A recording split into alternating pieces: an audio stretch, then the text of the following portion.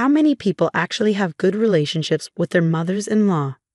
I've often wondered about that, especially given my rocky relationship with mine, Mary. Don't get me wrong, I never disliked Mary. In fact, I always wanted to get along with her. But from the very beginning of our marriage, it seemed like Mary was twisting my good intentions. My husband and I got married 4 years ago. We met through mutual friends and hit it off right away, starting to date soon after. On our 3rd anniversary, he proposed.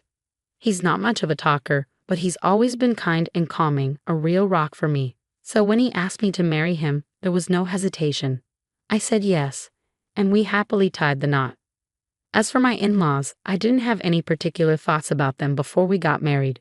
During family gatherings, our conversations were always pleasant. No snide comments, no awkward moments. I figured we'd keep a healthy distance and get along just fine. But then came our first Christmas as a married couple, and that's when the drama started. I was pregnant with our daughter at the time, though I wasn't showing much yet. I was trying to take it easy since it was my first pregnancy. However, when we arrived at my in-laws' house for the holidays, Mary immediately put me to work preparing Christmas dinner. My husband was busy drinking with my father-in-law, Bob, and didn't notice how I was being treated. Mary had me cooking, cleaning, and running around nonstop. When I tried to take a break for the baby's sake, she would snap. "What are you doing just sitting there? You need to know your place. Just because you're pregnant doesn't mean you can slack off." She forced me back to my feet and kept ordering me around. I followed all her instructions, yet the demands kept coming. So much for a relaxing holiday. By the time we got back in the car, I was completely drained. My husband should have noticed what was going on between Mary and me, and it frustrated me that he didn't seem to care. But he'd been enjoying his time with Bob, so maybe he just wasn't paying attention. I couldn't bring myself to confront him about it. After that, our daughter was born, and the following summer, we went to visit my parents. They live about an hour away, just like my in-laws, so we visit them every few months. However, Christmas at the in-laws became an annual tradition, and the pressure to visit more often increased after our daughter was born. They might just want to see her, but for me, it's been a source of stress. Every time we go, I know I won't be able to relax, and Mary will have some task lined up for me.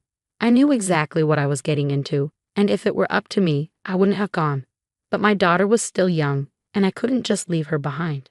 My husband, as clueless as ever, didn't seem to notice that Mary was making my life miserable. The only one who seemed to get it was Bob, but he's practically invisible at the in-laws' house. He never says anything to Mary, and she knows this. So she doesn't openly harass me when my husband is around, but if it's just Bob, she'll make snide remarks. On top of that, Mary has me prepare meals and then serve them only to my husband and Bob, saying, "We'll eat later. We have chores to do." Then she eats in the kitchen, leaving nothing for me.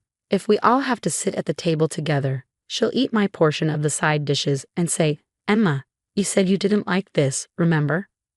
My husband will look genuinely surprised and say, "Oh, you didn't like it?" Mary will turn to him and say, "See, you have to keep track. Emma is so picky," which is nonsense. I'm not particularly picky and generally eat what's given to me. Dealing with Mary's subtle harassment had become exhausting. On one particular visit, I realized I'd only managed to eat one meal over a 2-night stay. This wasn't unusual. It had become so routine that I started bringing my own emergency snacks, like sweet bread and cookies, whenever we visited the in-laws.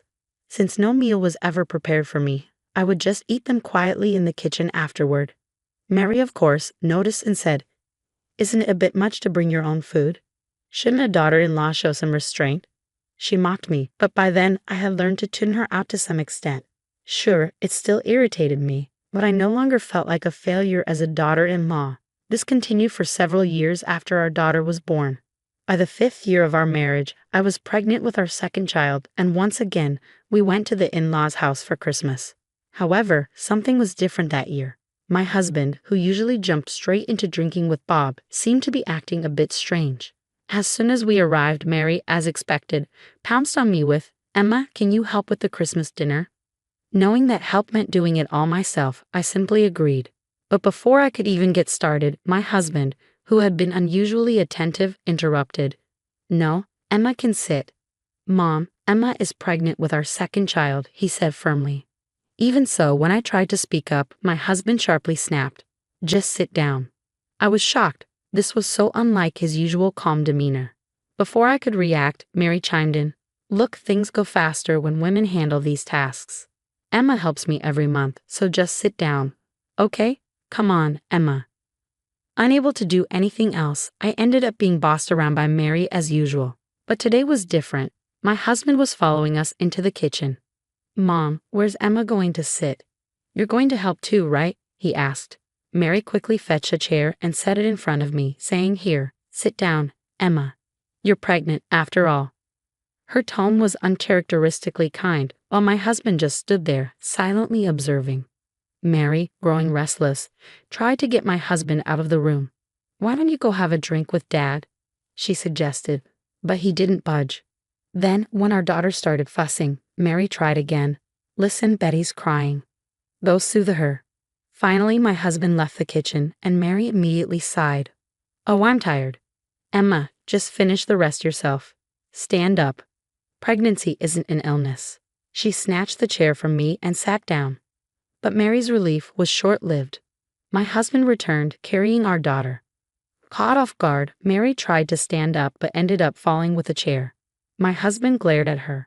Why are you sitting, Mom, while Emma is standing? He asked in a cold voice. Flustered, Mary stammered. Oh, my back just started hurting a bit. I just switched places for a second. She hurriedly returned the chair to me. Thanks to my husband's presence, Mary actually helped with the Christmas dinner prep, and we finished in half the usual time. Still, my husband remarked, this was much quicker than usual, even though you both should be working on this every year. His comment was mysterious, and Mary didn't reply. Instead, she said, I'm going to start preparing dinner. Why don't you go to the living room with Betty? She tried to smile as she said this, but my husband didn't move an inch. Instead, he said, Mom, why don't you want me in here? Is there something you're trying to hide? Mary was clearly flustered but managed to stammer, No, not really. My husband sighed and said, Call me if you need anything, and then returned to the living room with our daughter.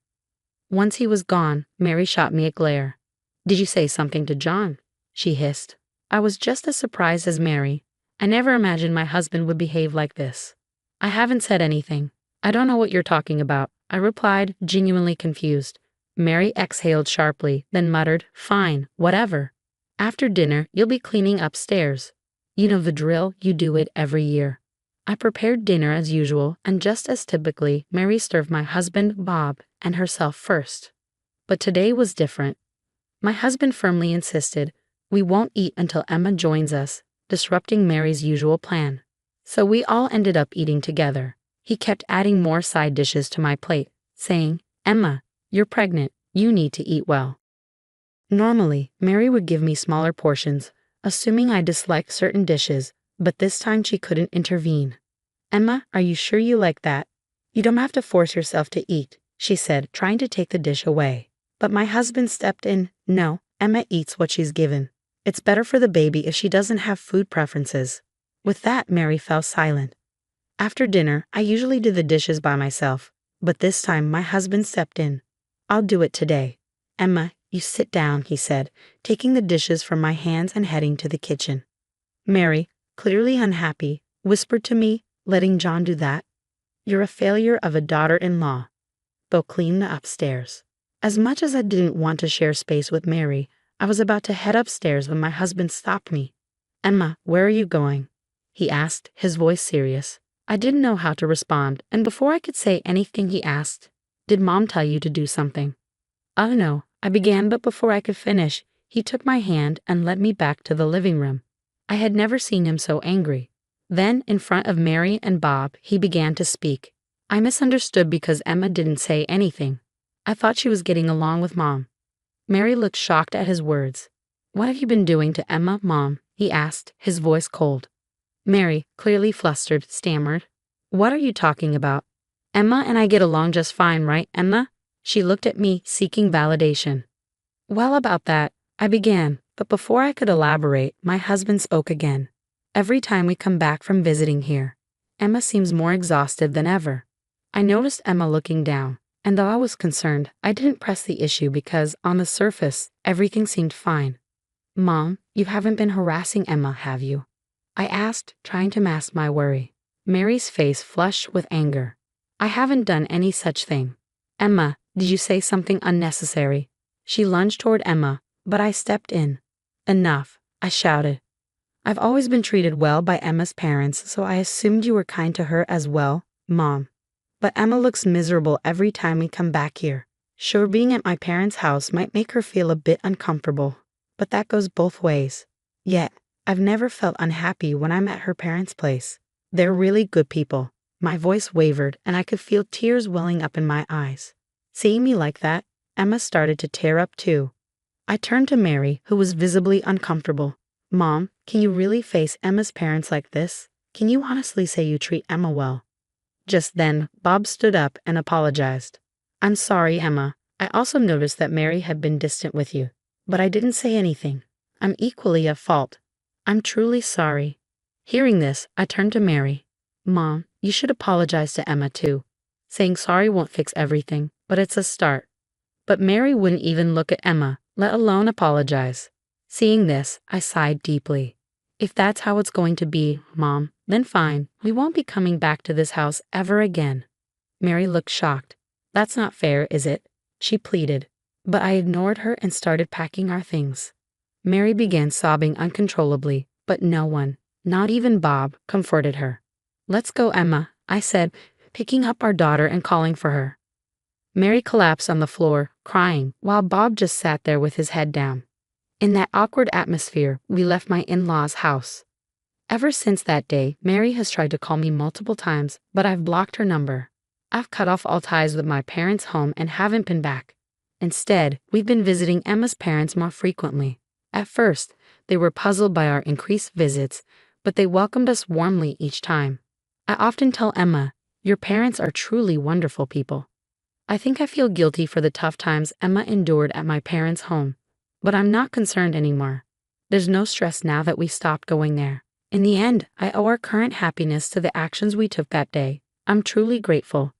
From now on, I want to create many happy memories with Emma, our daughter, and her parents, and continue to walk a joyful path in life.